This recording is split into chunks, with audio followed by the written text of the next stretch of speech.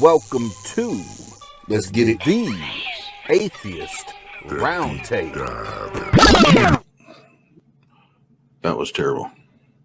Let's do that again. Pastor Mike, what you doing? What up with Eddie? Why he sweaty on your noodle? I don't get it. He lost his shit. The whole kid caboodle. Now pause. You alls. Everybody tell him that he's a lost cause. Who's the ass in the hat? Half Christian ass. Always talking this and talking that. And Benji on the epistemology. You got claims, got beliefs. What's your confidence? And is it relevant? Nah. Just Jeff. What's next? What text you gonna put to the test? Put to the test, little troll face weasel on TikTok looking like a beetle juice. And what do you do when a member of your crew sits in a shed with the dead? I don't know what's up. Anybody seen T Jump? Now the newest member of the crew, the TART debut. Here's your preview. It's K Navs. She says she's the live stream queen. Welcome to the team. Yeah. Welcome to the team. The Atheist Roundtable. Is faith a reliable pathway to truth? Hey, yo, Oz, are we going on a deep dive? Faith is bullshit.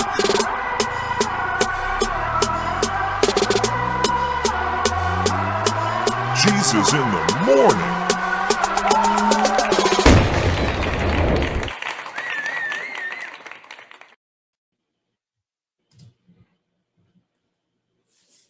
I feel like I need to be dancing and rubbing on my nipples because there's clamps on my nipples for the last show. But what's up, everybody? What's up, everybody? Welcome to the Atheist Roundtable. I'm Oz. This is Nate. And before we dig into this, I want to apologize for the extremely late start. I had some crazy technical difficulties, but we got them figured out. And I did not have to call the Geek Squad. Nate, how are you?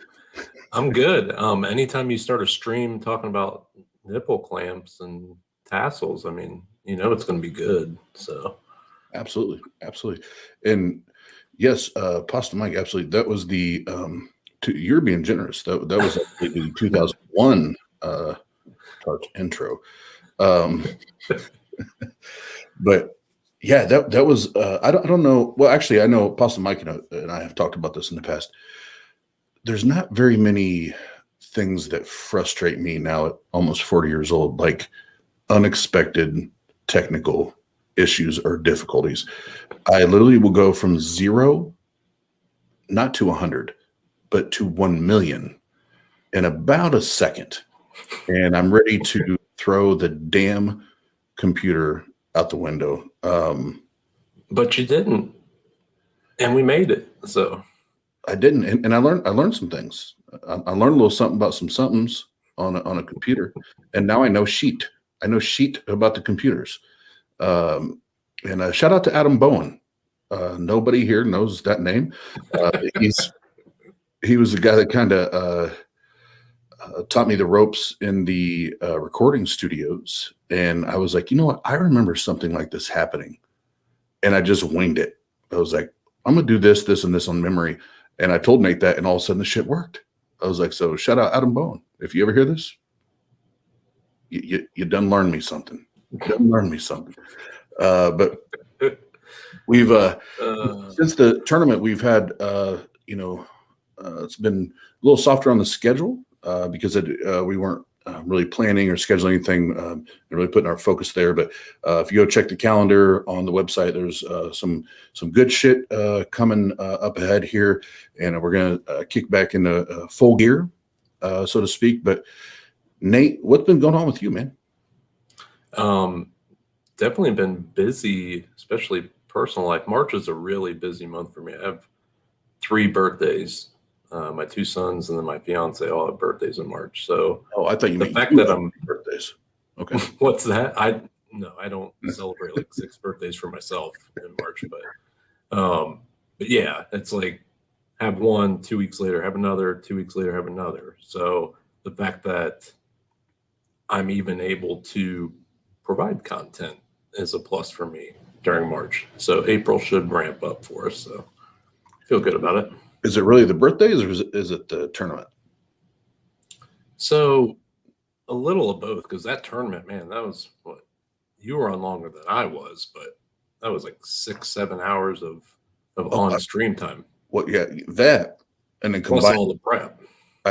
yes, all of that. But for you specifically, I meant yes, the debate tournament. But you're a sports fan, but also the NCAA tournament. You know who my team is, and they got bounced real early by wasn't it Oral Roberts? Roberts. Praise the Lord. When you get beat by Oral Roberts, you should just stop playing whatever sport you're playing. So to everyone that is or has been at some point in their life an Ohio State hater, cheers. Ohio State lost in the first round to Oral Roberts. Oral Roberts. They gave him the oral treatment. There we go, folks. There we go. Yeah. All you needed to know. But for those that may want to call in, it's 260. Tonight's a little different. Pasta Mike is taking a well-deserved night off, just relaxing, hanging out in the chat, and doing the damn thing. But we're here kicking it with you tonight. 260-225-3868. We'll take your call. And really, what I'd like to do tonight is have more of a fun night, if I can be honest. And we can do like a Ask Me Anything. And yeah, we just want the calls, man. As long as it's not doxing Nate or myself or our families, I'll answer. We'll answer about anything. But yeah, we want to have a little fun tonight because just simply on my tech issues, I just don't know that I have the nerve.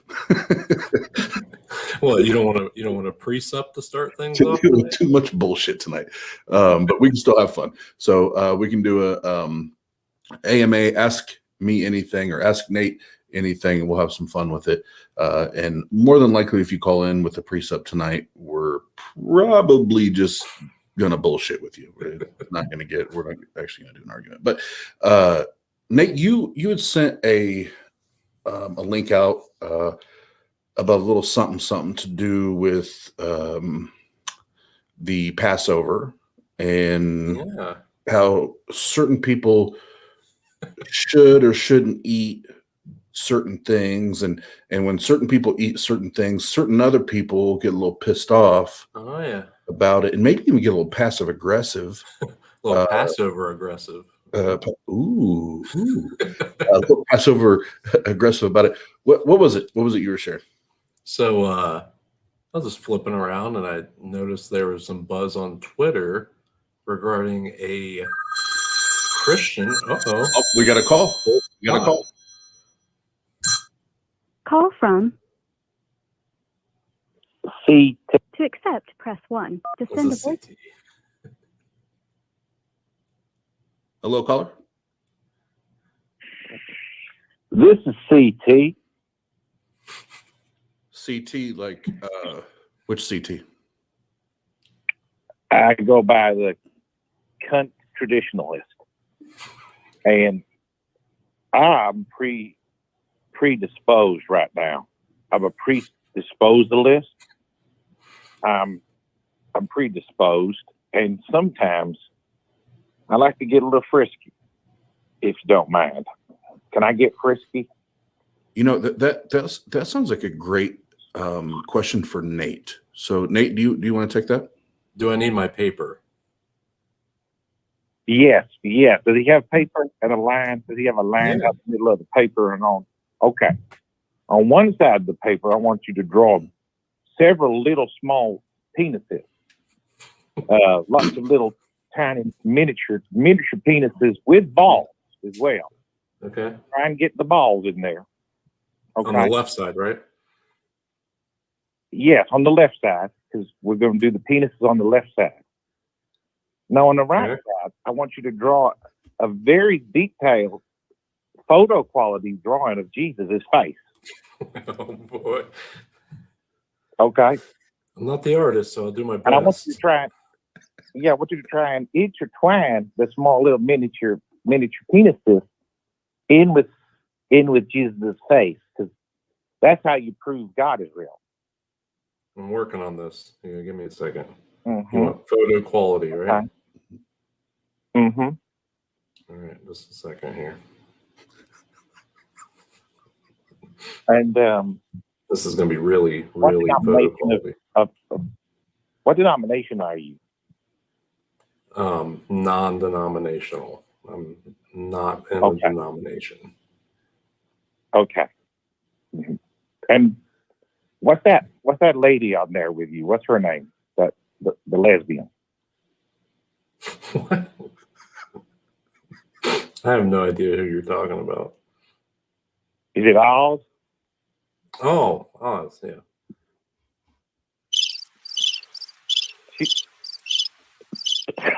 She's a cab driver. Yep. You got it. Man, this drawing is coming out really well. I hope you enjoy it. Mm. So, CT, I feel like we've done this before. Is there a point to Nate drawing these pretty pictures, or what's up? Oh yes, because that's how you find out God is real. But Oh, hold on. I think Eddie's at my door. Eddie comes over to change out my colostomy bag and suck my toes. I gotta go. Well, Bye. before you go, here's what I had. That's photo quality. oh, he hung up, but that's Bigfoot. So Oh, that's just more reason to prove that godless engineers should have won the debate tournament. But what's up? Oh, Shane Q, Shane the Skeptic in the house. What's up? What's up? Amy Newman and Tighten Your Anus. Brute Facts, Ian, Ox, and I can't scroll all the way up right now. But thanks for hanging out. And if anybody else wants to call, it's an ask me or ask Nate anything. 260-225-3868. And as long as it doesn't have anything to do with doxing Nate or myself or our families, we'll chop it up. We'll talk about anything. But Nate, before the CT 1.5 called in, you were talking about the Passover aggressive Passover foods that Twitter food people were getting shitty about on the tweeters. So I guess that in true Christian form of taking things that others have started and working to make it their own or put their own twist on it. I saw that there was a Christian that took the Passover dinner, otherwise I believe it's known as a Seder, Seder, which is usually a Jewish tradition with unleavened bread and all that stuff. And she took pictures of her dinner.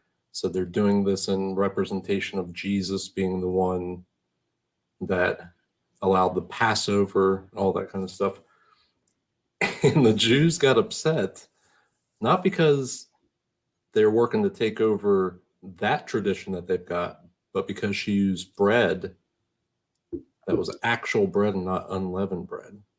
And there was a huge uproar about it. I don't know that I've ever gotten upset about bread before, but maybe that's where we're at in this world, that bread's offensive now. So what do you think of that? Well, yes, bread is offensive. And here's why. Because supposedly there's this guy named Jesus that supposedly died on a supposed cross.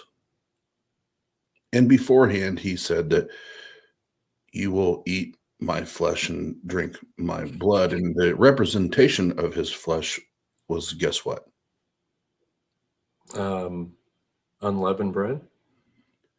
It was bread. No. You have a sign in the background that I don't know if everyone had seen, but I think that describes your thoughts on it. Oh, that one. I always forget that that's there. God damn it. God damn it. You guys weren't supposed to see that. But yeah, there was a ton of uproar on Twitter about it, and it just happened like a day ago. Someone did it on Sunday. Today it was all over the place. So if you haven't seen that, it actually made it to Google News as well. You just type Christian in the headline and hit news. It was one of the top stories for Christian news for the day. So, well, that doesn't really mean shit, because some other things that made top news on Twitter is Greg fucking Locke. So that. Oh boy! Oh, all these people want to ask us questions. And Jer's got jokes tonight. Question for Oz: why do you play stolen, copyrighted music? Damn, Aunt Jer, I thought we were cool. No, but one of the songs, I can't find the title for it. I can't find the title anywhere. And between Pasta Mike and I think we paid for like 3 or 4, at least 2 or 3, I know for sure, 2 or 3 different websites where we pay for the rights for this shit to play it on YouTube. And I cannot find the title for one of the songs that Aunt Jer enjoys, and I wish I could. I really wish. But before we're getting ready to get started, so we talked about the bread, and there was something else we were going to talk about that came up in my news feed.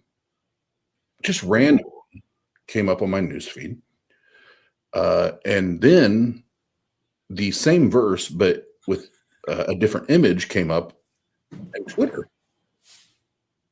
And that is about how much God loves, everybody wait for it. Shh.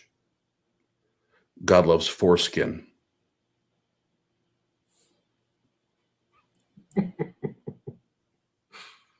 Who doesn't, though, right?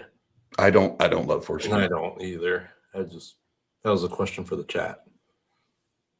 Oh, is that what that was? Yeah. Okay. Yeah, I'm actually going to download the picture because I have it here. I'm going to put the picture. Hopefully, not the foreskin. It's not what I thought it was going to be. Not the foreskin. The scripture. And it's created with like a really cute like backdrop, and makes it look all precious. And I'm actually, as I type it in, on my foreskin. That's what I'm going to call it. This is what happens on the Lady Late shows, right? Tarty tarts going lady late. Ooh. It's getting spicy in the chat too.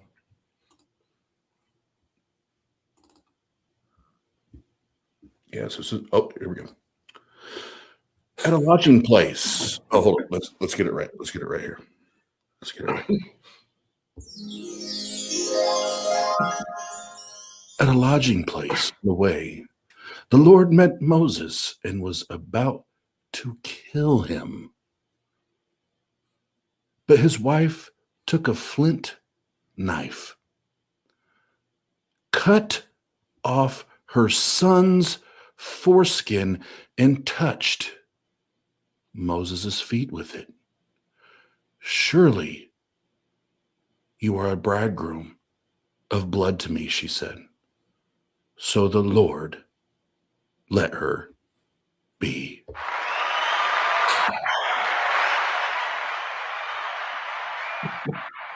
And the masses rejoiced. Is that shit not just absolutely ridiculous? Well, I would say it wouldn't be as ridiculous if that was the only mention of God and acceptance when it comes to foreskins. Yeah. But it's not. It's not like there's just one verse about it. Yeah, it's God, especially obviously in the Old Testament. God definitely loved his foreskin, but not even his foreskin, others' foreskin, which makes it even more weird. Like if you're infatuated and you're obsessed with your own foreskin, like cool, you got a little kink, like your thing. No kink shame. But now you like want a woman to cut her son's foreskin off and rub it on somebody's foot, and then they're okay. Then they're all right. What? You're okay if that happens. And he's like, "Oh, you know what, dude? I was about to kill you, like cold blood. Cold blood was about to kill you, but because you rubbed his foreskin on his foot, you're good, bro. You're good. I see you." Well, it makes me think of like if God was like a bad guy in an action movie, and he's like, "I'm gonna cap you, bro," and then some lady comes in with some foreskin and rubs. Oh man, we're good. We're good. I'll let you go. Well, here's what I would say: if you ever say, "I'm gonna cap you" again, no cap. We do. That's not that's like some You don't like TikTok Malibu's Most Wanted type shit. Like, I'm gonna cap your ass. I'm gonna cap your ass, G. I'm sorry. What would the God bad antagonist style character sound like? Well, he's God. He can say whatever he wants. He can say, he could have said cap. Going to kill you. Oh, yeah. What did he say? Yeah, he's about to kill him. We don't have to sugarcoat it. We don't have to prance around it. He's about to kill him. Flint knife too. I don't. And how? Maybe somebody can Google that for us. I don't even know what that means. How sharp is a flint knife? Yeah, it's a clean cut. That sounds dull to me. That sounds brutal. What is that? Oh my God. It's still available for anyone that's interested. I hate you guys. All right. So anybody wants to do it, it's if you have a religious claim, cool. If not, we're doing a AMA. So ask us. So I guess AUA. Ask us anything, and as long as it's not doxing ourselves or our families, we'll chop it up with you. We'll talk that shit. The only way we won't is if your name is Twiggy Ramirez. If your name is Twiggy Ramirez, you're already on the hit list, bro. You're already on. He was a little more like Stinky Ramirez today. He had to take a shower, man. So doorknob had flint is very sharp. Chip, it just sharpens itself. Okay, good to know. I did not know. It didn't sound sharp, but I'll take your word for it. I mean, Aunt Jur, no, I have not heard of flint arrowheads. But after what Doorknob had said, I'm scared of them. No, I'm getting left. we're getting left. Flint is 500 times sharper than the most modern steel. Okay, so I'll shut the fuck up. It sounded. It was a clean cut. It sounded dull to me, but obviously it's not. Hey, you want a clean cut when it comes to foreskins. Speaking of clean cuts, Nate, speaking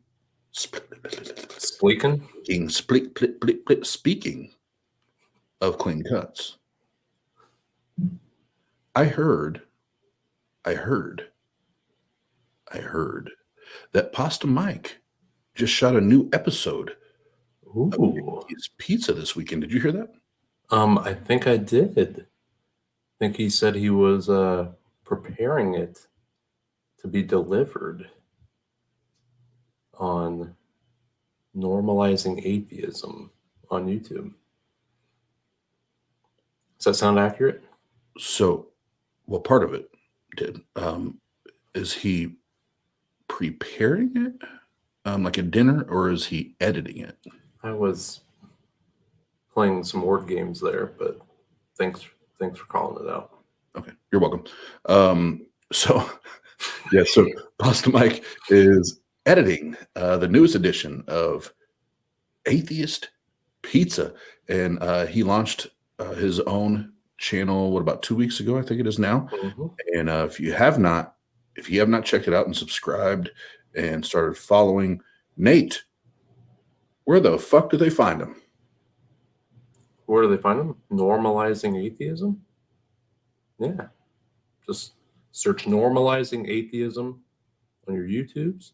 I'm sure someone in the chat will throw the link in there. Yep, Link and in chat.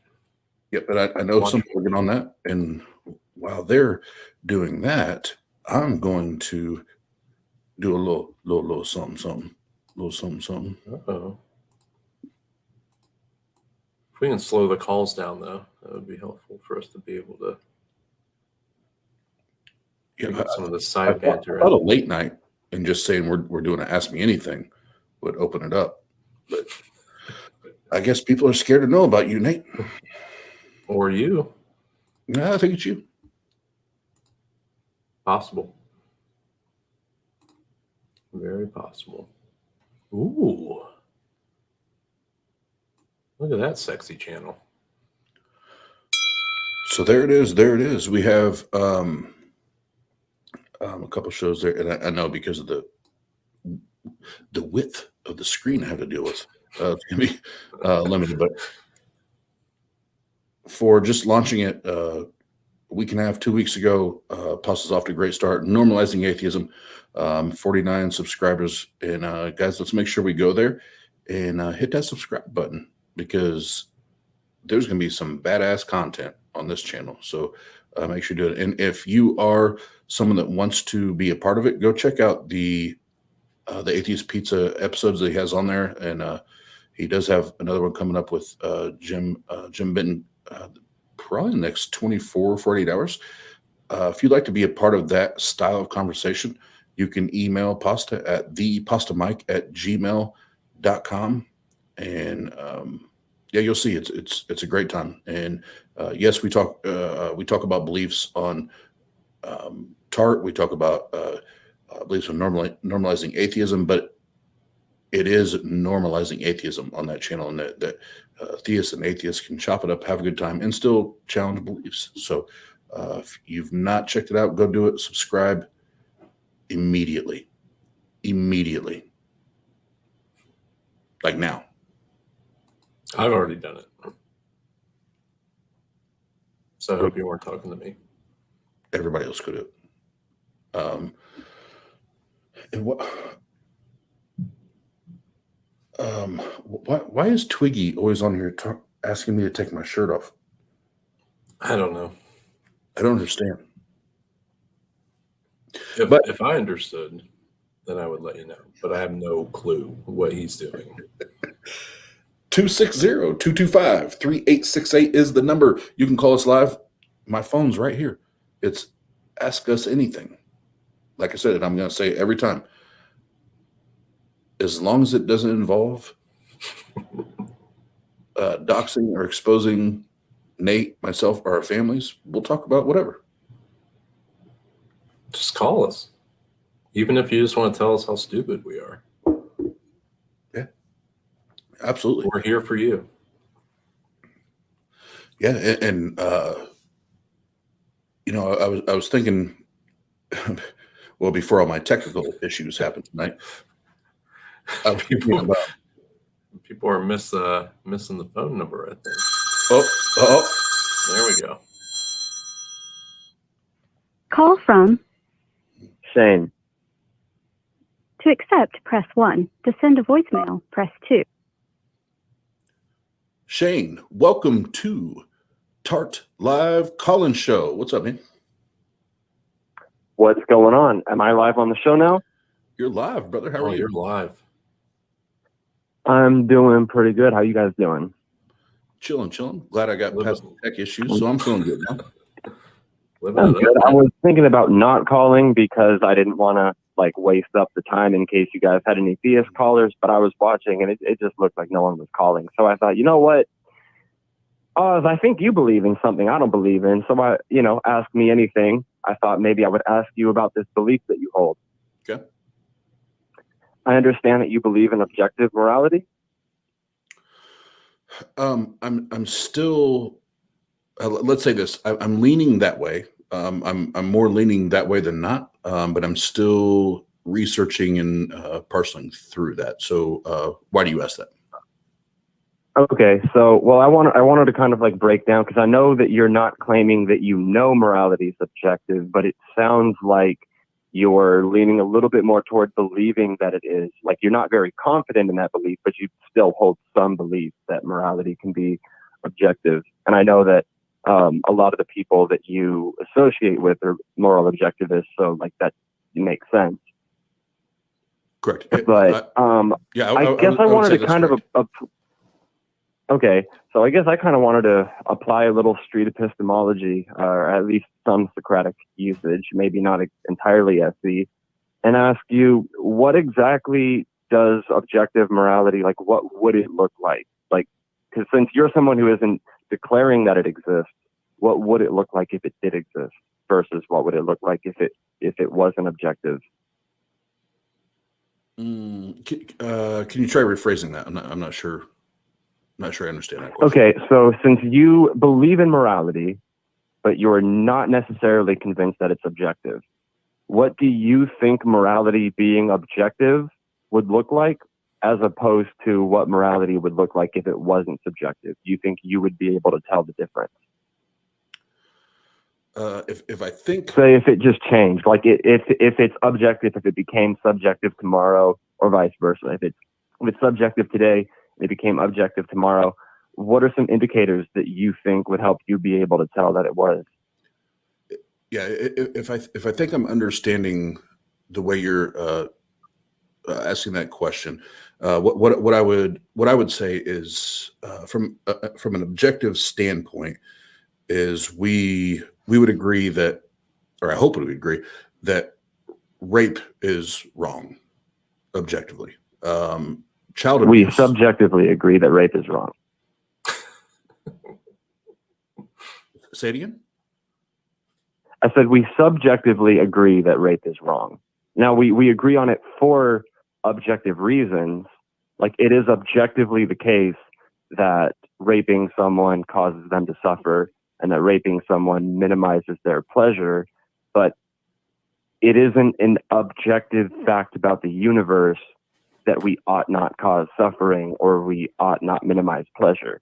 Like, you and I subjectively agree that we ought not cause suffering, but we could just because we agree on something, like literally if everyone in the world agreed on something, you would agree with me that that wouldn't mean that therefore it's an objective fact, right? Like, everyone could think the same thing would be wrong. We both know that.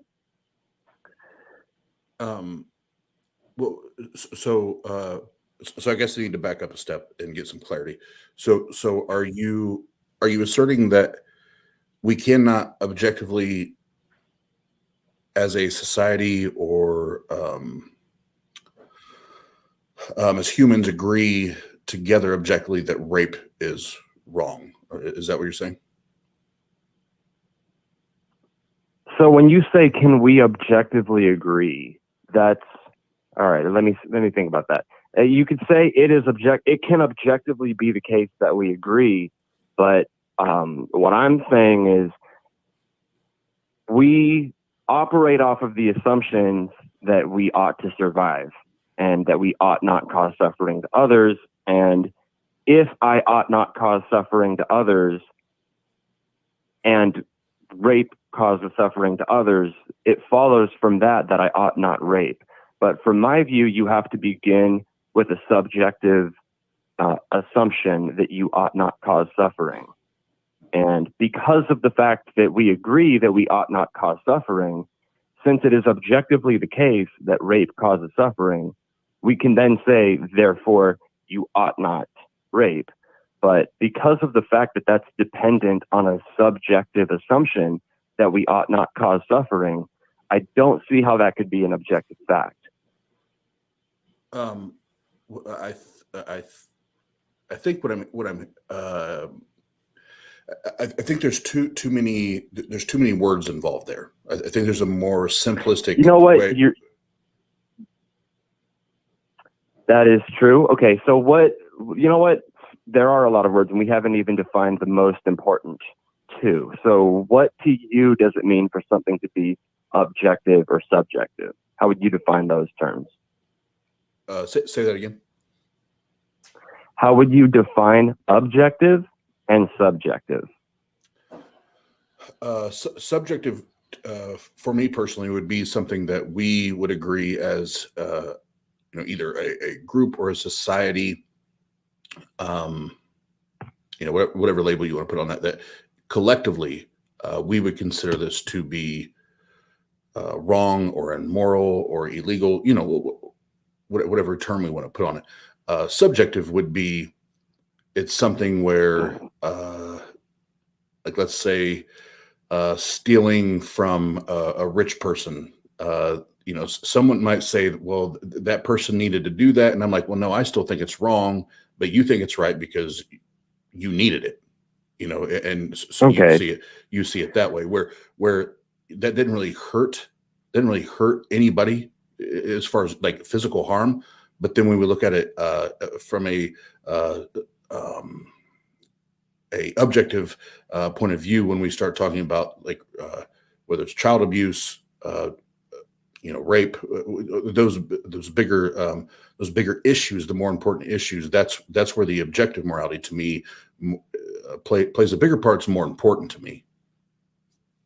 Right. So I think for you, you're labeling morality as something that's objective because to you, calling it objective is something that makes it more binding. And I think that you probably view moral subjectivism, as most people do. You probably view moral subjectivism as this position that if I think rape is fine and you think it's wrong, that's no more or less valid than like me liking strawberry than you liking vanilla. Is that your understanding of subjectivity?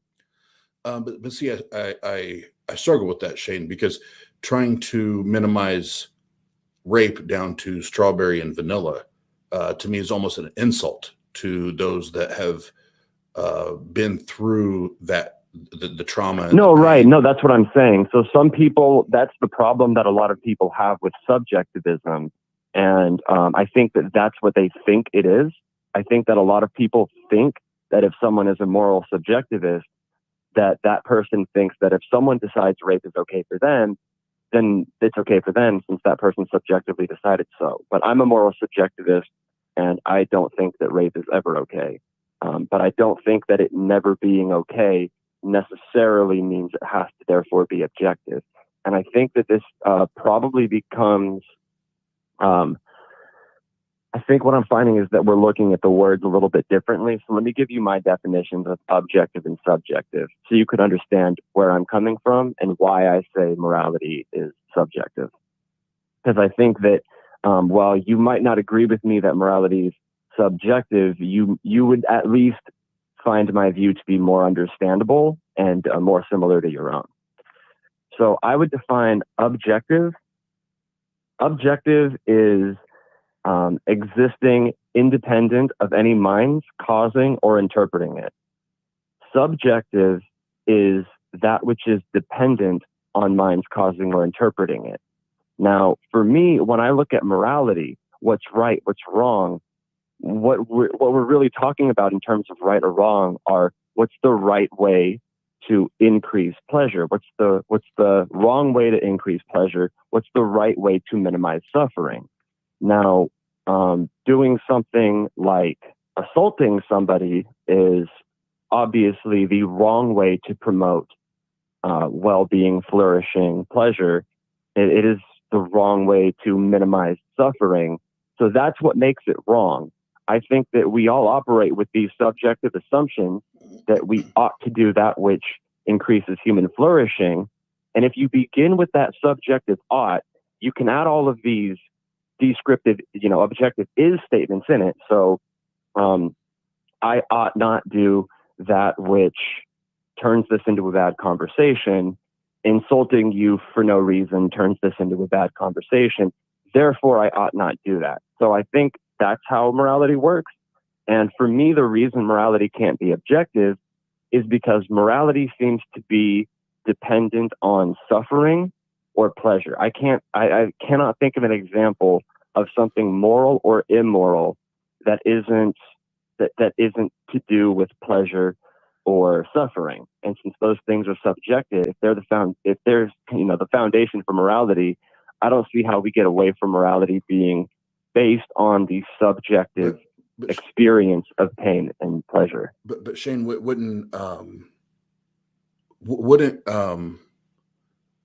as well, I'll use this example as a father.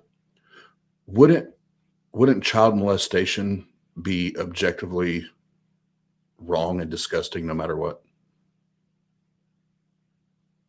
So disgusting is a feeling that we have when you say is child molestation. Now, before I continue, just to make sure there's no confusion, this is one of the most immoral acts I could think of, so we agree on that. Now, I agree with you that it is wrong for anyone to rape a child, and I think that that's what you mean when you say it is objectively wrong to molest a child. But what makes molesting a child wrong is that molesting a child causes that child to suffer, and it decreases their flourishing. And it is objectively true that molesting a child will cause a child to suffer. That is an objective fact. But suffering in itself is a subjective thing. So I think if we begin with the premise of, we ought to promote human flourishing, then, you could say that molesting a child is wrong because it is the wrong way to achieve the goal of minimizing suffering or promoting flourishing. Do you see what I mean there?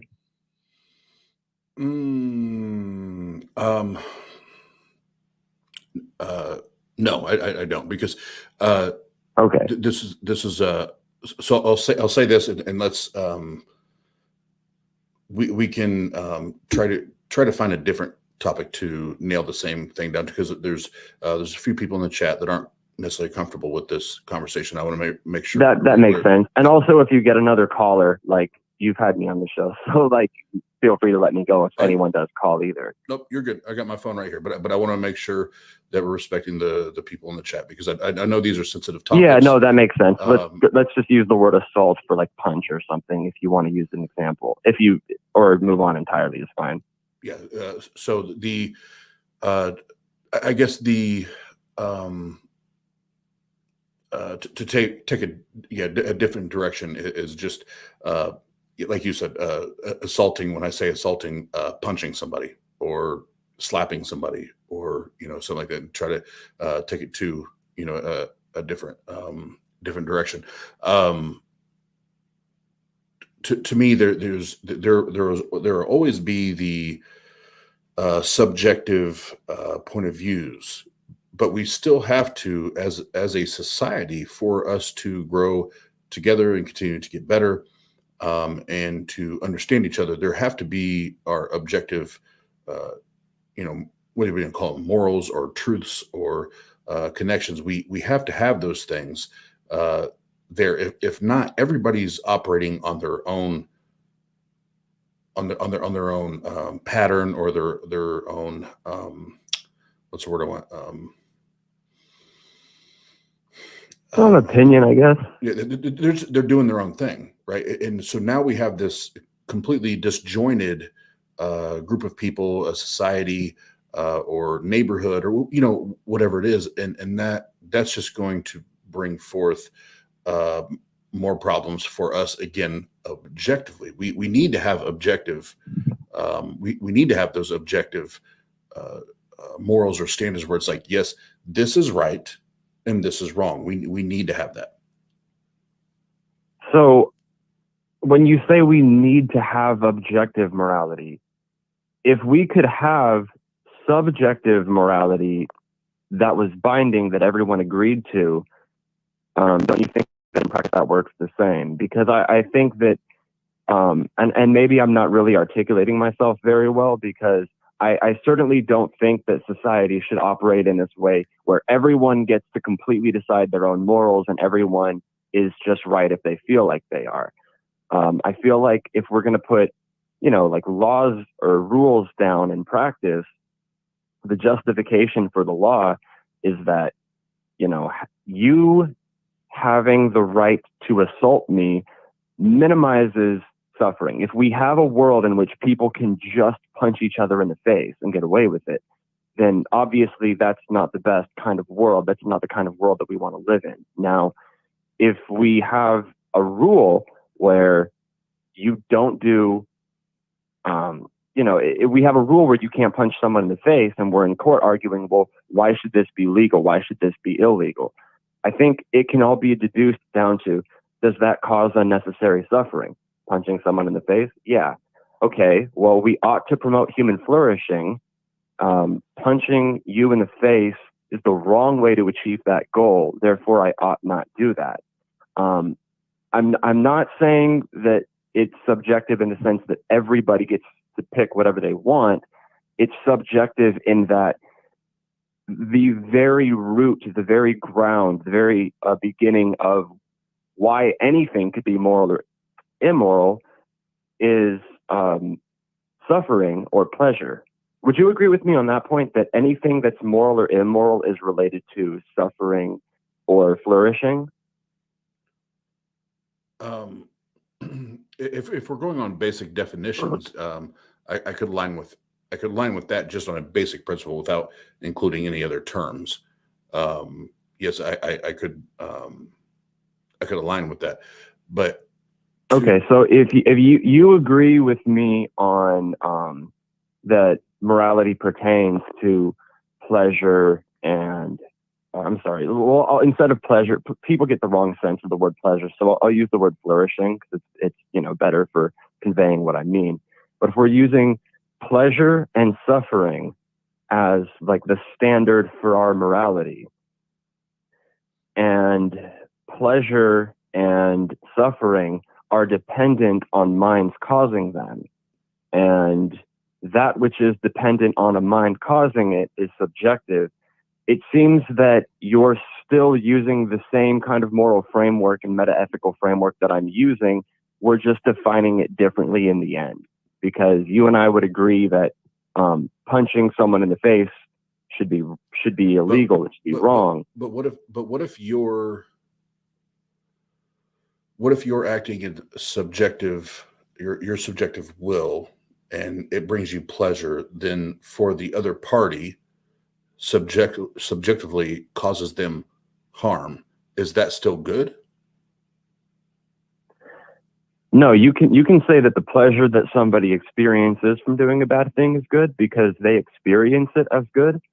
But I would say, no, that's not good, because a person can do something to promote their own pleasure that doesn't involve someone suffering. So if I could derive pleasure from eating, sorry, go on.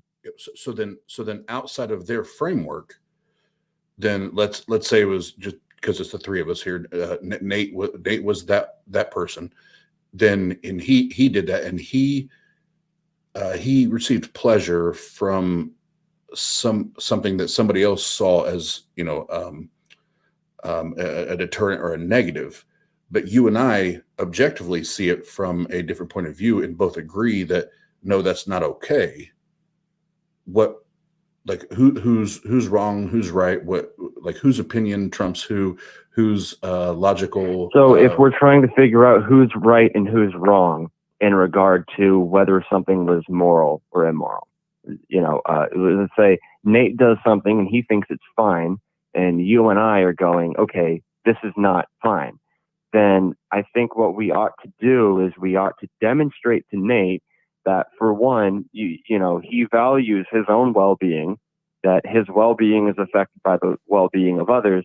If Nate is doing something and he thinks that it is moral, it is most likely the case that he thinks it is not causing someone any suffering. It's probably why he thinks it's moral. If you and I could demonstrate to him that that is the case, then based on that framework, we would still find ourselves in agreement. So if you and I are arguing over whether or not something is immoral, we're arguing over whether or not it causes unnecessary suffering. Well, and I lost the terms you used there when I was talking about the unnecessary suffering. So if Nate causes unnecessary suffering, but he thinks it's okay under his subjective framework. But you and I and whoever else can see it like, no, this is actually causing harm from an objective standpoint. Why is our opinion or our view on that, on his subjectivity, greater than our view from our objectivity? So we're not viewing it objectively and him viewing it subjectively. We're still viewing it subjectively if we look at it and we subjectively think that he's wrong. The fact that we're able to disagree with him kind of helps demonstrate that if he thinks that it's right. Now, if as a society we agree that we ought to do that which minimizes suffering, sure, there are going to be people, and in this scenario, it would be somebody like Nate, who just decided that it was that he was going to get his pleasure from harming others. This is why detaining people, and I'm not for detaining people the way that we do in the United States. I'm for, rehabilitating them. But if we detained and rehabilitated people who seek to increase suffering in others, then that would minimize suffering. So if our standard is we ought to do that which minimizes suffering, and throwing Nate in jail, sorry, Nate, is one way that we can minimize suffering, it follows from that we ought to throw Nate in jail. We have to begin, with the assumption that we ought to promote human flourishing. But if Nate is causing harm to that, and just decides that's what he's going to do, then as people who seek to promote human flourishing, we would be the members of the society that would say that's someone that we don't want in our society. And that's why jails exist. Okay. And Shane, I appreciate you calling and talking about this. And before I let you go, because I did, we had a person call, try to call him back here, but I did have a question for you. Oh yeah, definitely. Your other callers I wasn't even going to call because I was like, well, I don't want to call and make it someone else. So. No, you're good. We before I do that, we do have a question in the chat for you. What's up? Shane, if one can be a comatose person without causing any complications or physical pain, or in parentheses, no suffering, is it wrong? A what person? Comatose.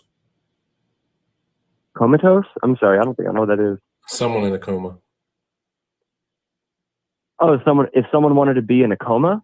No, if someone was in a coma, yeah, and beat that person. If someone is in a coma without causing any further complications or physical pain, is it wrong? If someone's is it wrong for them to be in a coma? Why would it be wrong for them to be in a coma? No. If you were to beat them, if you could beat a comatose person without causing any further complications or physical pain, is it wrong? Oh, okay. I see what you mean. You would actually be causing suffering, and the reason why is because if you beat them, it's detrimental to their health. Like them being unconscious means that they're not experiencing that suffering, at least in any way that we know right then. But you're minimizing their health, and I guess I would put the minimizing health with suffering. So I would think that it's wrong for that reason. We ought to promote health since health is the standard for human flourishing. Awesome. Well, Shane, as always, man, I love chopping up with you. Love talking to you. And you and I need to talk about that some more because, like I said, when you already knew when you called in, I appreciate that. I'm on that discovery path when it comes to the objective and subjective truth when it comes to morality, but we should chop it up again, man. Yeah, maybe I could deconvert you live on your show.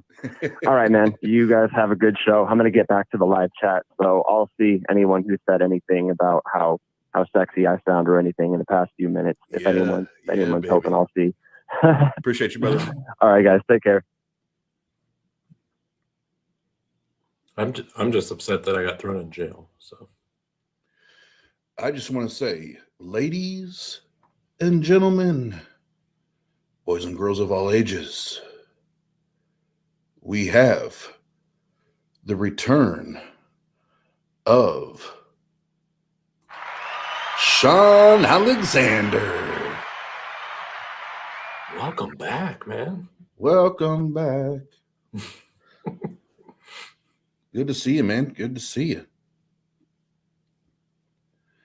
And Pastor Mike says, Shane sounds sexy. Give him a call, Shane. No, but that was a good chat, and that's something.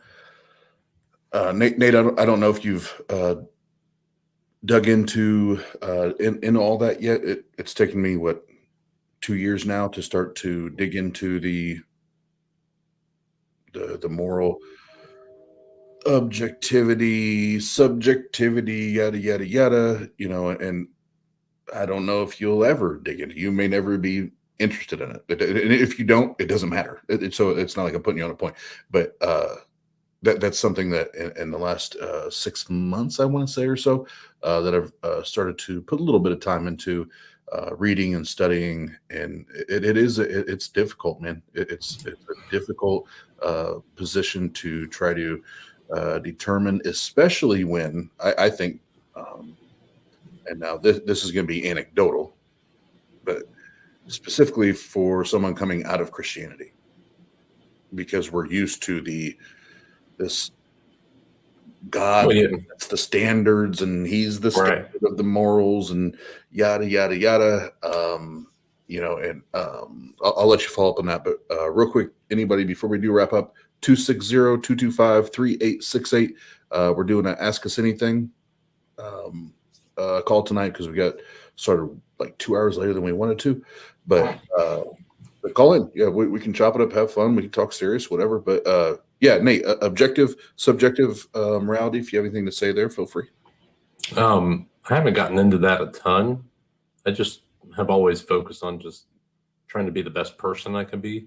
So whatever that would seem to be, so the right answer for that question in that moment, definitely not something that I've allowed my brain to fall into yet, because that can be a brain twister and a lot of muck to go through if you're trying to figure all that out. But if it's not something I would want done to me, I generally feel that that's not something I would want to do to somebody else.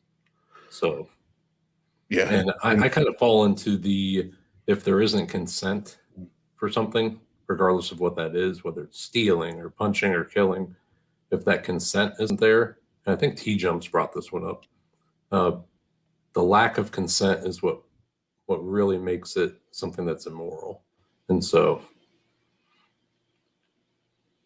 because you're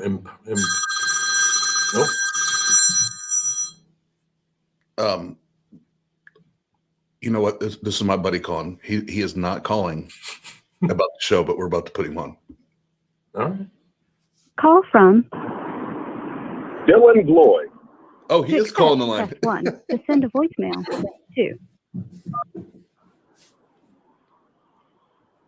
Dylan Lloyd, what is up? You are live on the Atheist Roundtable call-in show. I'm so happy I caught a live stream. I'm usually about in bed at this time, but I had a feeling you guys would be on. I'm so excited. We're on, man. What did you want to chat with either Nate or myself about? So did you? I was getting gas during part of that morality conversation, and did you guys find common ground there about what the definition of morality was? Because that was a very good topic of conversation, and I wanted to maybe get a recap of anything I missed. If you guys came to a conclusion, I assume was he more of a Christian personality type when it came to morality? I think his name was Shane or Sean. Yeah, Shane. Shane's one of our homies, and no, we're both atheists, but we do have slightly different views on morality. He is more subjective. I still am leaning towards the objective morality, but I think we do agree on the definition of morality, and that is the what is best for the human. what best, how do we take care of each other? How do we make sure that each person is in the healthiest position, either mentally, physically, emotionally, and so forth? Yeah, I think that's something that probably evolved socially in human beings as a human core value, like morality, especially in the concept of rape, right? That was a very good, dark example. Because the natural selection, rape obviously worked. That's probably how most of our primordial hominid ancestors would mate. But as a sense of society today, if you're not a complete malevolent creature, no one would agree that that is okay. It's a core human value that is evolved in society. And if society doesn't have these concepts of morality, it does not work. So what really turns Mike crazy is the idea that a lot of Christians, which I'm openly a Christian, I'm not ashamed of that. What really pisses me off is the whole, if you don't believe in God and you don't understand morality, and what's to stop you from breaking someone and what's to stop you from murdering someone. So I think it's good to have these dark conversations about, why evil exists and how we can recognize that it's evil. And we don't do that. It's a core human value. You don't. Well, answer me this, Austin. How can you have morality without God? Have you ever had that question asked upon you? Oh, come on, bro. You know better than that. Yes. I'm sure all the time. Yes, it's called reality. It's called reality. And another thing I wanted to point out on is I don't think that every evil person is curable. Like, I think they were mentioning something about people who go to prison and we should rehabilitate them and how to fix their ways of doing wrong. Do you think every person who makes a mistake or does a crime that's completely evil is, well, let's not use the word evil, that is, someone murders someone. Do you think that everyone who has killed someone is capable of going back to not wanting to murder someone anymore? I've watched a lot of documentaries on sociopaths, psychopaths, serial killers, that kind of thing. I think there are a measure that can be rehabilitated, but I also think there's a measure that there's something in the pathways, neurologically, there's some of the pathways that can't be corrected, and they should probably be, institutionalized, as long as they're alive. So to answer your question, I think there are some, yes, that can. I think there are some that no, they probably need to, for the safety of society, need to be contained. Yeah, and I know you pretty well, and I was certain your answer would be somewhere along those lines. I think you'd have to be completely naive to not believe that some people are just want to do harm to the world and want to see it burn. Right? Yeah, well, there's and I can't remember his name right now, but there's a documentary that my wife and I have been watching to do with the human the human makeup of a serial killer, of a sociopath. And there are some people, once that there's a particular trigger in the brain that's been, pulled or squeezed, that there's the likelihood of them returning to a level of sanity that we know is highly unlikely. But that's where we leave that to the professionals. We are not professionals. We leave that to them. But but yes, I would agree that there's some that can be rehabilitated. There's others that unfortunately, due to whatever the circumstance is, whether it's neurological, biological, psychological, emotional, whatever it is, they probably need to be, society probably needs to be protected from, from them. What about children? Say, let's use baby Hitler as an example. Would you go back in time and stop baby Hitler? Or maybe see if you can prevent him from being the monster that he was, that he is? I actually love that you asked that, because I wish we could go now with the advances we have now in medicine and neurology and psychology, that we could go back and try to help baby Hitler. I don't know if we make a difference, but I wish we could go back and try to help and change things to where there weren't so many people that died because of the issues, right? Because of the flaws there. I wish we could go back and change history, but we can't. Yeah, man. And let's talk about maybe Hitler some more.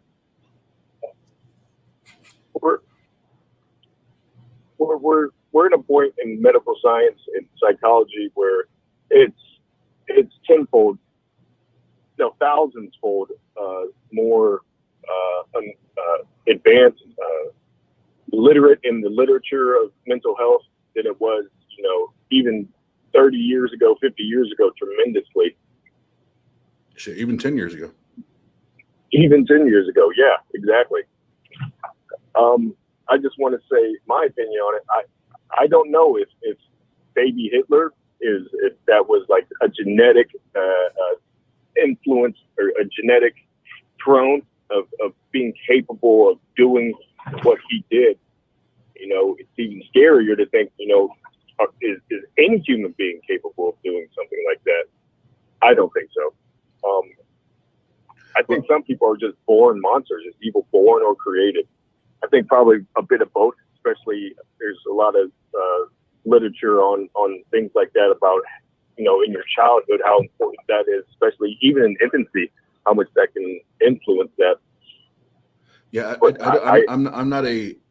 So I'll give two examples. I'm not a fan of the monsters being born.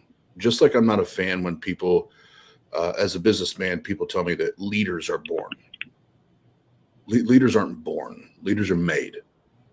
Just like with what you're talking about with Hitler, that was developed. That was whether it was childhood abuses, traumas. That those things are. Those things are made. Do you think anybody could be a Hitler then? I think there has to be a special kind of breed to become someone who kills, hundreds of millions of Jews. That's not an exaggerated number. No, here's what it is. You have a person. You have a person who's born into a highly dysfunctional family. Then they start to question their own reality. They start to question the authority, the government, everything. Then you start to give them a little taste of power. And then their ego starts to take over. And it goes from a truly cognitive awareness of what's going on to where they now live in their own delusion. They now live in their own world where they are God. And that is that's what we got in a short, a very short sequence there. That's what we got from Hitler is he became not just his own God, but he thought he was the God of everyone around him. And that's what became dangerous. And that's why we end up seeing thousands and thousands and thousands and thousands of people dying because of this man's ego and his inability to realize that he's damaging everything around him. And it's disgusting. And I hate that for anybody, but could anybody be born into that and do that? No, I won't say anybody, but given the right recipe, Dylan, any of us could be capable of many disgusting things that we would have never imagined. Hey, and I would agree with that. I am aware of the bad stuff I can do. So I'm aware if I did. I don't even know how I got to the position I am today, other than a majority of it was luck. But I think we are capable of doing terrible things. know what's even more beautiful, is that so many people actually have been, abused and raped and just, had shit lives, since the day they were born, and they don't become Hitler. Right. Oh, yeah. I'm not saying by any means that every single person that experiences trauma or abuse or anything like that ends up being a killer or just a bystander in society or a waste to society. That's not what I'm suggesting. I mean, because for that matter, that should be me then. Like I should be sitting in a prison somewhere. I should be hanging out under a bridge somewhere or strung out somewhere. That should be me. Do you ever role play in your head about murdering somebody? I mean, I do all the time. Sometimes. All the time, but sometimes. I don't act on it, but I sure as hell think about it. I don't anymore. No, I don't anymore either. Yeah, but I mean, back in the day when I had not found out about therapy, and having a therapist and being medicated and all that, did those things run through my, just being transparent? Yes, absolutely. But now having a therapist, doing talk therapy, being medicated, having great people around me that love me and support me, no, that thought hasn't went through my brain in I don't know how long, years and years and years. But before I was medicated and have had professional help, and had all the support systems that I have today, yeah, hell yeah, absolutely. Yeah. Well, I appreciate letting me call in. I just want to call in, participate. I really have been enjoying catching clips of your show, Mr. Austin. Yeah, man. I'm gonna let some other callers give a chance because I can talk to you all night. Like I won't get off the phone for the next 2 hours you're going to be on or whatever. So I definitely don't want to do that. I don't want to be rude. So I appreciate you letting me talk to you for 10, 15 minutes about the morality, because I think we can get really dark. But let's maybe let someone else get on here. But yeah, man. So well, brother Dylan, anytime, man. You're welcome. Appreciate you calling. Love you, man. I appreciate you, brother. I'll talk to you soon. All right. Bye.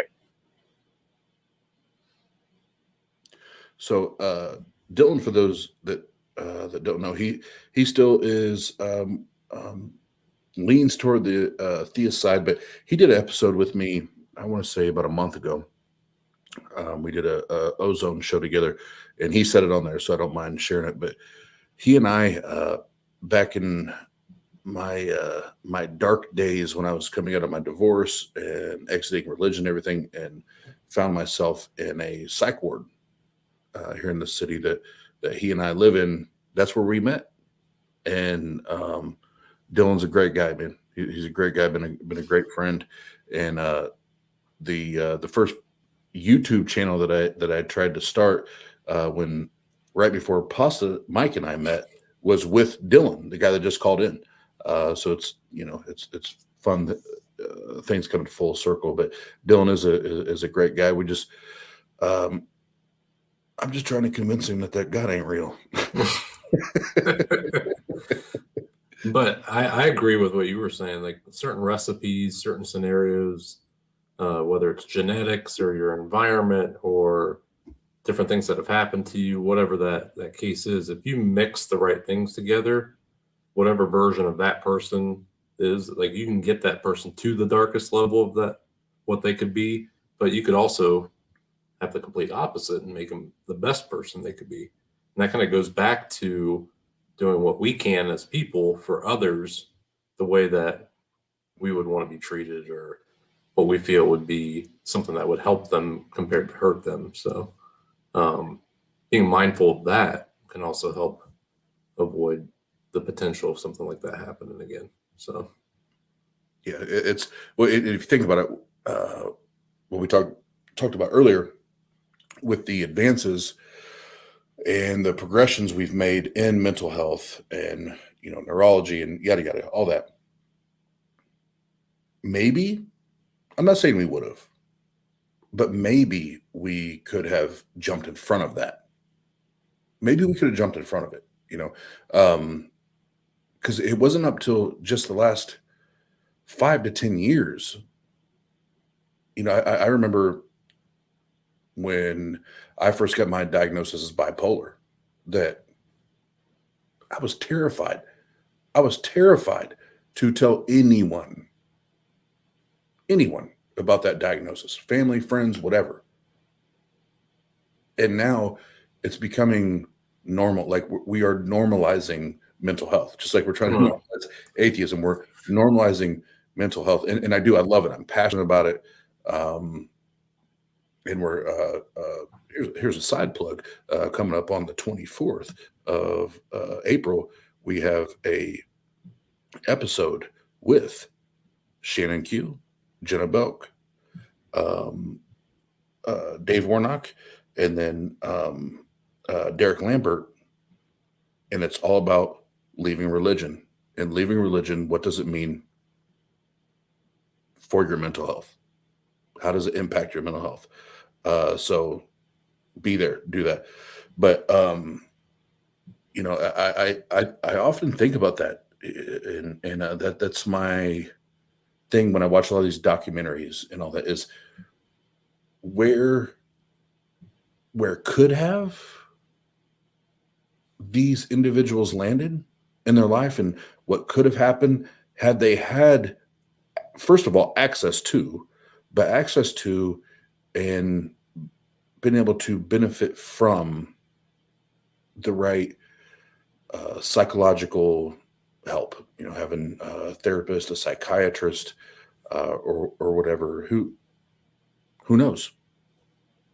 Well, the brain is the most important organ that we have. It runs everything with our body. It runs our thoughts, the way that we do things day to day. So if you're not making sure that that thing is healthy, even your involuntary stuff can start dropping off. So not even just the things we're thinking about, but things that you don't control are all controlled by that. So absolutely. So last call before we sign off, 260-225-3868. You can call and you can ask Nate anything. You can only ask me something. No, I'm kidding. You can ask us anything. And I always say this every single time. We will not dox ourselves or our families. So if you're interested in that, get the hell out. But I'm going to pull this up because I only got to read half of it. On a serious note, deconversion shouldn't ever be the goal. A lot of people are only held together by a narrow string of hope. Having a belief in a higher power has been empirically. And there's a second part. There's not. Yeah. Oh, here it is. Shown to aid helping certain individuals to live a life of purpose and have mentally stable existence. Be very careful with people's psychological disposition and beliefs. Oh, bro. Absolutely. There's plenty of people, when I talk to them and we start to engage, I'm like, no, I'm not even going to touch this shit. I'm not even. This is your thing. This is what's holding you together. This is what's getting you by day. Do you? But before we get this last call, Nate, I'm gonna give you a chance here, man. Go drop off and get a drink of water or whatever. And I gotta get ready in case it's a call for me. I feel a big call coming. But while he does that, the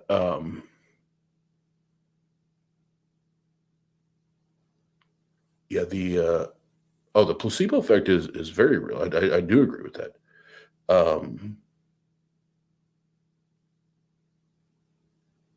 It's the placebo effect is very, very real, and that can be a good and a bad thing in my opinion, because there are people that do have situations, again, medically or psychologically or whatever, that they do need, that it provides them a stability or helps to even them out, that kind of thing. I'm not going to mess with that. But then there are other people that they don't have that. It's just they rely on that placebo effect to then try to make a God claim that they can't. They can't substantiate. There's no proof. There's no demonstration for it, and that's where you have to learn to balance the two out there. But that's why I respect the howdy, and same to you, Eddie, a Brute Facts podcast. Yeah, it's all about respecting the human and where they're at and what's going on, and for people that don't know any better, and that's all they know. It's more the crock pot. You take that crock pot approach to it, and you just go slowly, go slowly. But then there's other people that maybe they're on their deathbed, and that's just all they've known. That's all they've ever known. I'm not taking that from them. Even my own family members that are believers, I'm just not gonna, even if they ask me in their dying moments, I'm not taking that from them. That's their life. That's their shit. I'm not gonna take that from them or try to dial that. I'm not gonna. I will dial back my own passions and my own opinions to respect them and where they're at and what they're going through. Period.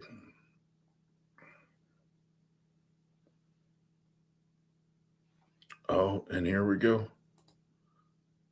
Eddie is lying.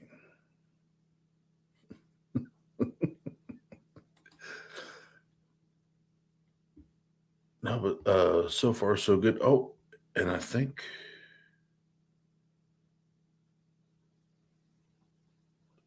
Santa is very, very real at Oz's house. Before I bring Nate back on, before I even bring Nate back on, I'm on YouTube. I forgot. I can't do what I was going to do. I can't do it. I can't do it, Twiggy. YouTube strict. I mean. All right, guys. So before last call, we got about 7 or 8 minutes left. 260-225-3868. Call. Chop it up.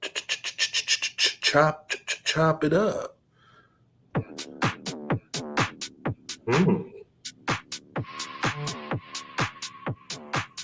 Call in 260-225-3868. We can talk about Pasta Mike. We can talk about Atheist Pizza. We can talk about Nate being a silver wolf. Is that what they call you? Silver wolf? Silver fox. You're not foxy. Silver wolf. We can talk about Murdershed Steve has had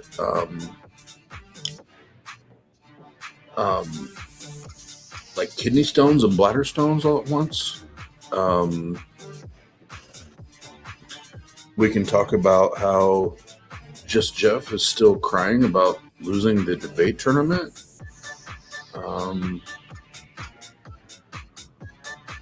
We can talk about how Ben just like disappeared from the planet. Don't everyone call at once. We can talk about. Never mind.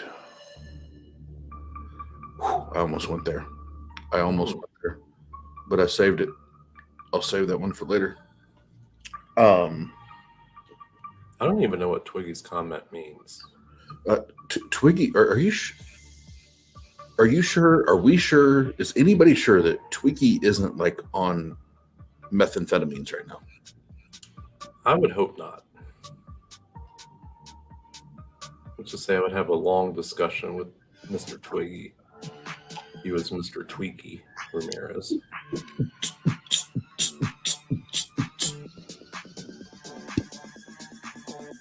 All right, guys. Last call. 5 minutes left. 260-225-3868. You can call into the Atheist Roundtable. Uh-oh.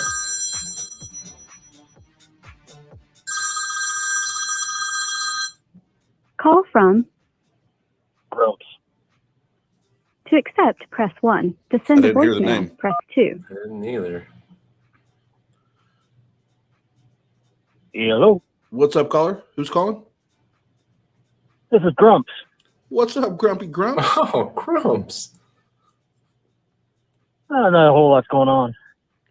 Just Yeah. thought I'd give you the last call if you wanted it. Oh, we Got wanted anything it. exciting coming up at the end of the month? Next month? Hmm. Well, you know what, Grumps? Let me pull up because I've been working on the calendar hard. So let me go ahead and pull it up. Just so we got facts. All right. You like facts, Okay. right, Grumps? Oh, yeah, I like facts. I mean, Do you like facts more than anything ghosts? better than, more than chalk dust, yeah. Oh, wow. We know how much you like that, so that means you like facts a ton.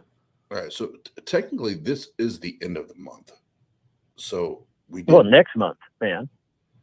Oh, next month. So we have a few things going on. So we're going to have the Atheist Roundtable 1 year celebration. Oh, yeah. That's one of the things I'm talking about, man. That's April 22nd. Absolutely. And so I put the date in there, and Pastor Mike and I will be working on that, and we'll get a guest list together, all the people that help support us and everything.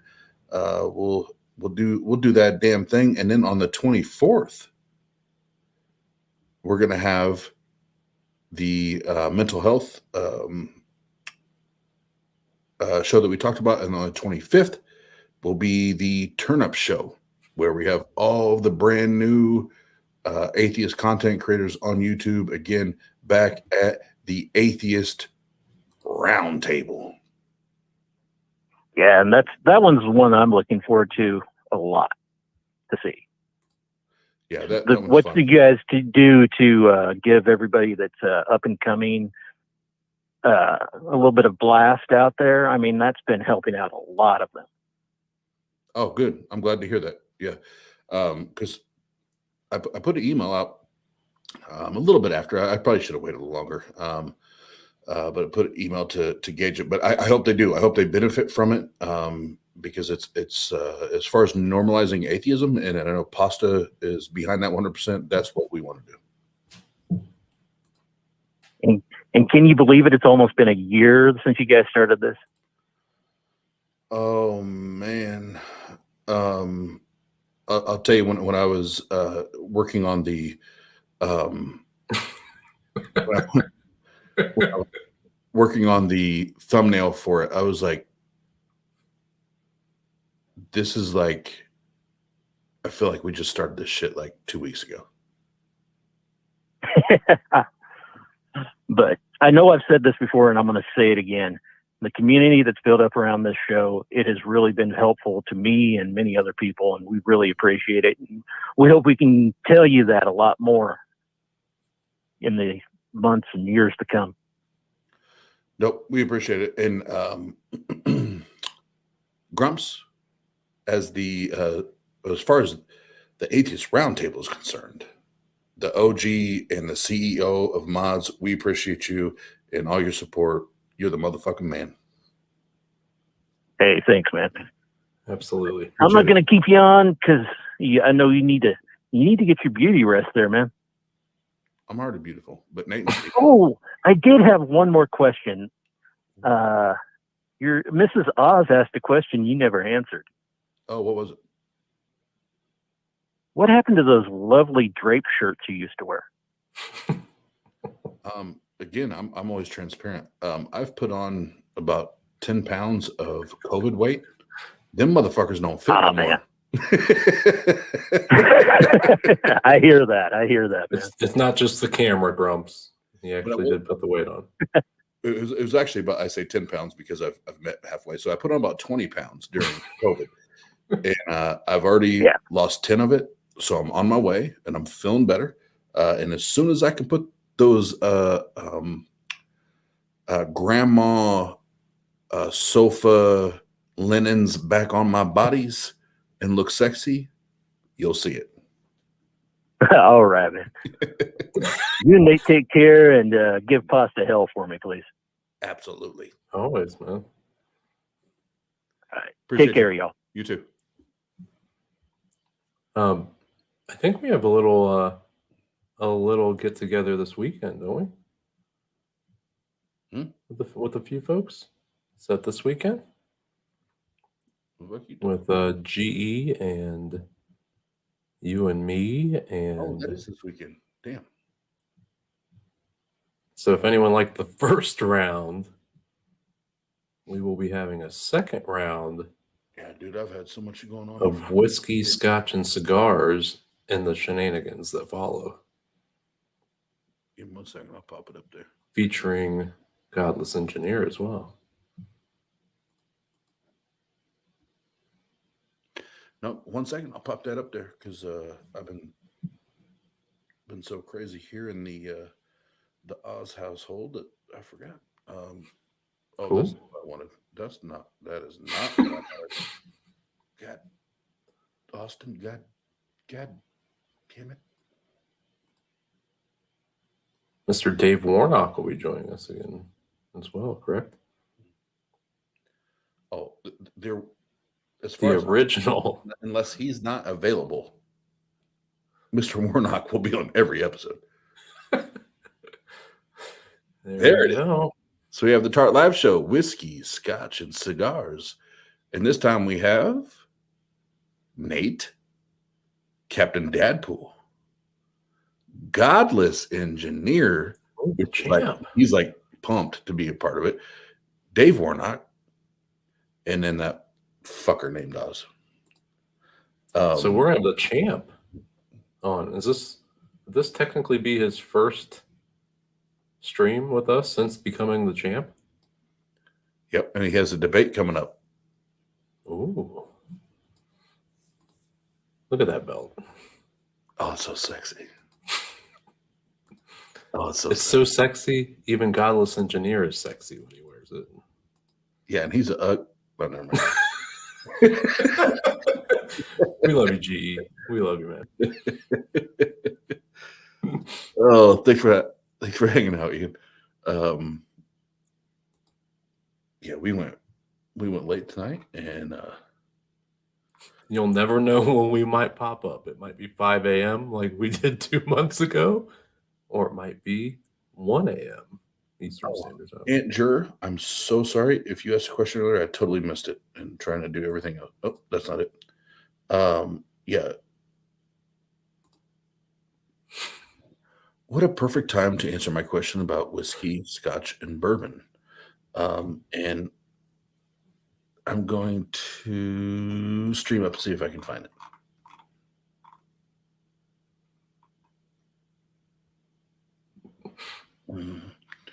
They're asking some interesting questions in the chat, that's for sure. While I'm looking. I'm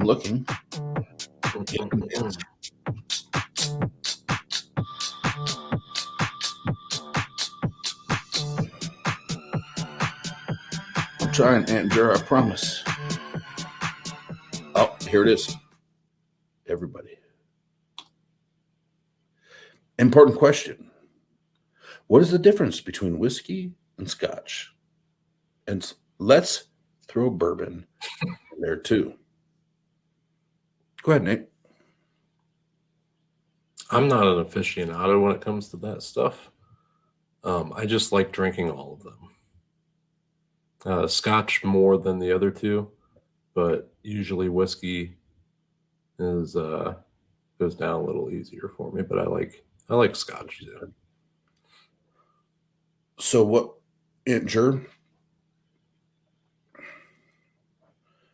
For me, the difference between whiskey, Scotch, and let's say bourbon is whiskey and bourbon are smoother. And whiskey to me gives more of a smoky flavor.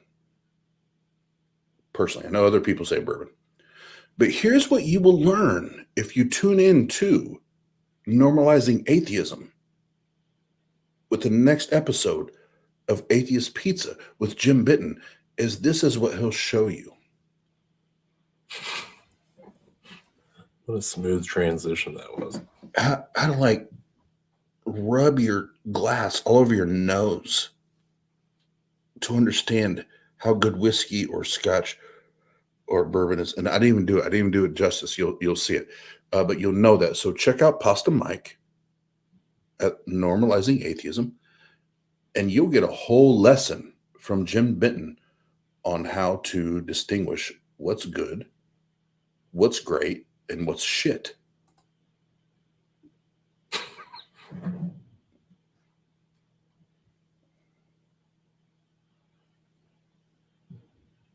No, okay. Thanks, Nate. Anyway. I thought you did a great job. I didn't think that there was anything that was needing to be added there. If you guys want it, there it is. He rubs his nose, like only a Christian rubs its nose all over the glass, like trying to sniff the aromas of whatever's in the glass. It's almost like, oh, is that wine? Is that Jesus's blood in there? Do I need to? Where's the wafer? Where's the wafer? Where's the wafer at? Because the wafer is his body, but all I smell is the blood and the flesh. When I saw him do that, I thought he was trying to do that thing that you do with your finger where you make the noise with the glass, but he was just using his upper lip for it and his nose.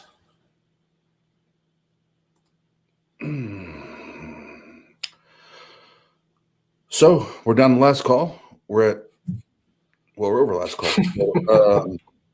Cheers to everybody watching. Nate, did you even have a drink tonight? What the fuck is that? Water? Mm-hmm. Blue Raz Bang. I'm saving all my drinking for Sunday's show. So we came on. I want to make sure I get this right. We came on a late night calling show, and you brought water? No, it was Bang. Water? You can say whatever you want, but I'm not the only one that likes a nice, cool, crisp bang in the evening.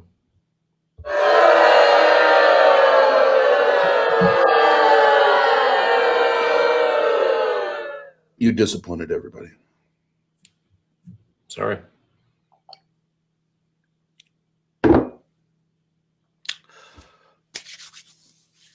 All right, everybody.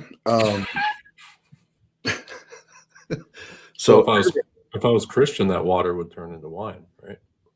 If you're what? If I was a Christian, I could just have it turned from water into wine, right? Are you? No. So shut the fuck up. Oh. Love you too, bud. So everybody that hung out with us tonight, thank you so very much. Doing it on a last second notice and like 2 or 3 hours after the normal time. We appreciate it.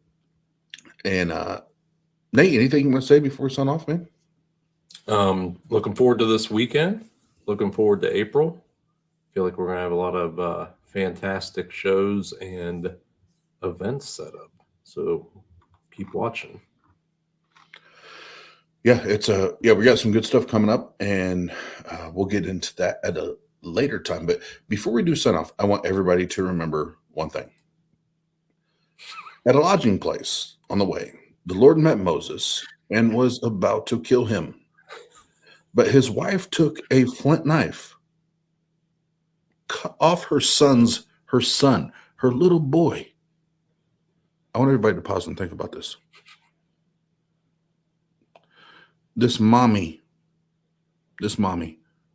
took out a flint knife and cut off her son's, the head of his dick.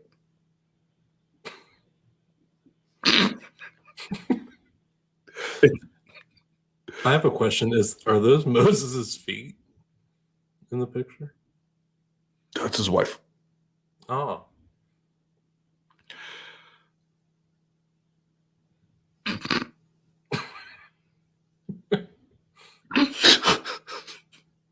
Everything all right back there?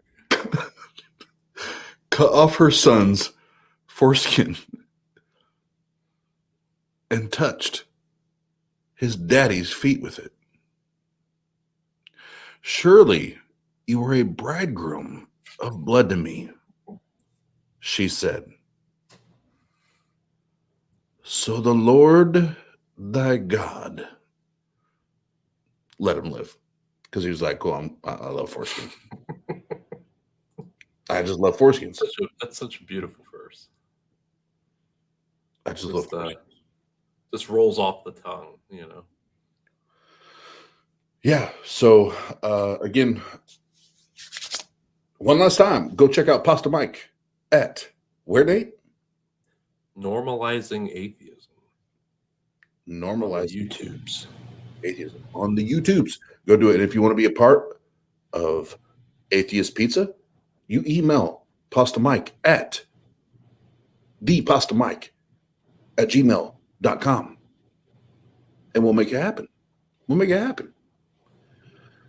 And just go to TART.live. Keep your eye on the schedule. We got some good shit coming up. And love y'all. Appreciate your support all day, every day.